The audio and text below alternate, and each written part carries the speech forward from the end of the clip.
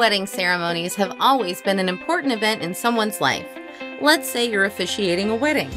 You need to know some things to execute in front of 100 plus people looking back at you and taking a breath to start the wedding ceremony.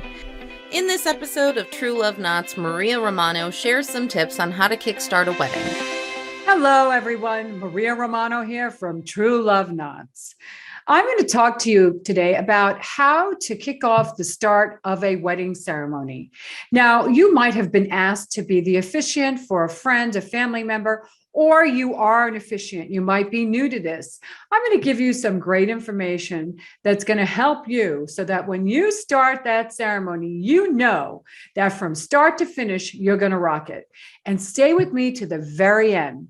As you know, I've been a minister for 13 years now, and I've performed thousands of wedding ceremonies. Where else? In the wedding capital of the world, Las Vegas, Nevada. And I have learned throughout the years that the kickoff, how the officiant, the minister, the pastor walks in and addresses the guest makes all the difference in the world. You set the tone, and it is very important. And if you're looking to level up your skills, you know what? Head over to my website, it's True Love Knots. Of course, it's Maria Romano, True Love Knots. And I have a couple of different courses that will help you level up your skills. Or if you're thinking about getting involved in the industry, this might be the very start for you. So you are going to perform a wedding ceremony for someone. And, when you walk out and you actually address the guests, makes all the difference in the world. Now, you might be walking down the aisle with the groom, and that's great. But usually I will tell the DJ, if there's a DJ there that's going to be cueing the music, or I will tell anybody there that's coordinating that I'd like to say a few words before we actually start the processional. And the reason being is you need to introduce yourself to the guest. They need to know who you are. Yeah, they might be looking at a program. You know what? It's always nice and personable. And make sure that your voice is warm and welcoming. So you might introduce yourself to say, "Good afternoon, good evening, everybody. My name is Marianne, and I am so excited to be here with you today to officiate the wedding ceremony of Mary and John." By opening it, by saying that to the guests, you're telling them you're excited and you're getting them excited. So that first line is so important. Then you might, if you feel like the crowd's going to be a crowd that you can have a little fun with, say, "Now, are you getting excited about, Mary and John getting married?" And everybody's going to, "Yoo-hoo, yay," right? Whatever. Again, you want to get them involved in the moment, because most people might think, "No, this is just another wedding ceremony. It's going to be somebody starting off with dearly beloved." No. You're not going to start off with that. So after you introduce yourselves and you welcome them and ask them, tell them that you're excited to be part of it, and maybe you kind of say a few words to get them involved, you can then continue with, "So I just want to share with you a couple of things, an overview of what's going to occur, so you'll know exactly what to do." And that gets them to listen. At that point in time is then you will say to the guest, you're going to hear the processional start with music. Now, don't stand until I cue you to stand. Okay, when I cue you to stand, I will tell you when to stand. And if there's a blessing, I will usually say, and if there's a blessing, I will have you remain standing until after the blessing and then sit. So these are the words that I'm going to share with you that I say that make all the difference in the world. I will say, family and friends. Okay, I'm going to just share with you an overview about what's going to happen. So you're going to hear music starting. That doesn't mean that you stand. Okay, I will cue you when the bride is being escorted down the aisle. I will have you stand, and only stand for those that can. Did you hear what I said? Only stand for those that can, because there might be people in the audience that are struggling with some sort of physical issue that they can't stand. So don't impose them to do that. Make them feel comfortable enough that they can sit. And again, you see why I added in, and wait until after the blessing. And then I will cue you to sit down, because if the couple has asked for a blessing or a special reading where they would like the guests to remain standing, you need to cue them, because it's nothing worse than seeing heads up and down, right? It's almost like these bobbing heads. So you want to make sure that you're telling them that.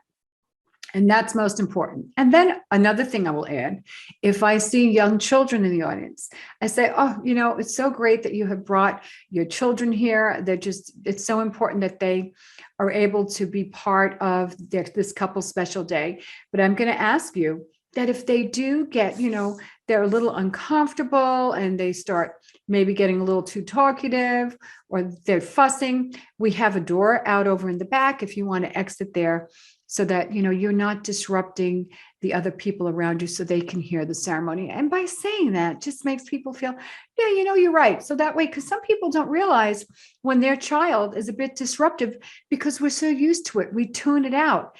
And what can happen at that point in time is people just get a little upset because they might not be able to hear what's going on. So it's important that you say that as well. Very, very important. And I also will cue the bridal party if there are any young children as well. I will find out who's going to be responsible for them, because the bride and groom can, especially if it's their children, they're busy getting married and you want to make their day special.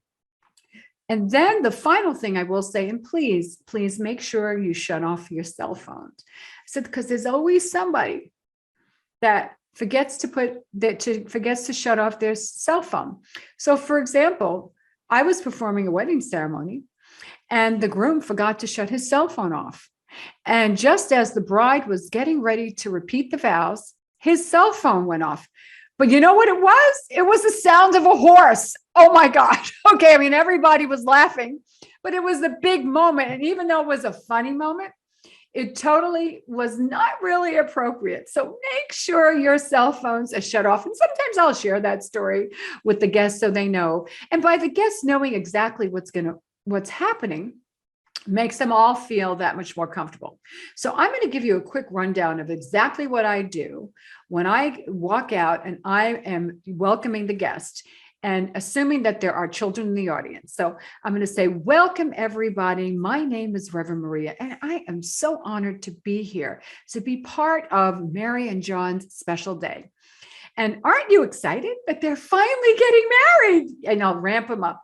And then I'll follow with, so I'm going to just share with you a quick overview about what's going to occur. Okay, so you'll know exactly what to do. So when the processional starts, you're going to hear music. Now that doesn't mean you're going to stand. However, I'm going to cue you that when the bride walks in and being escorted down, I will have you stand. Only stand, please, for those that can. And remain standing because there's going to be a blessing. And then I will have you sit.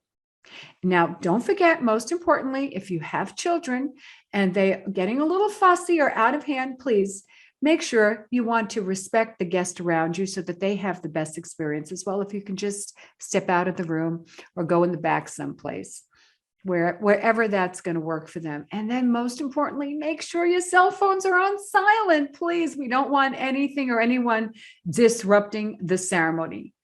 So I want you to enjoy yourselves and let's get this started. Boom. And that's usually what I will say. And again, it depends upon the crowd. So feel them out. So you want to remember to welcome the guest. Tell them who you are. Give them a quick overview of what's going to happen.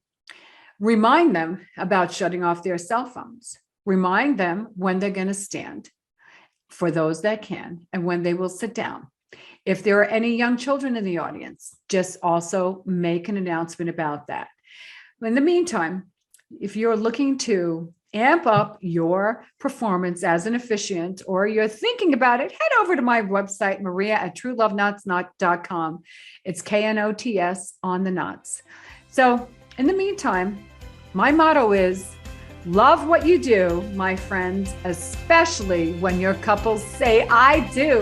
Have a great day.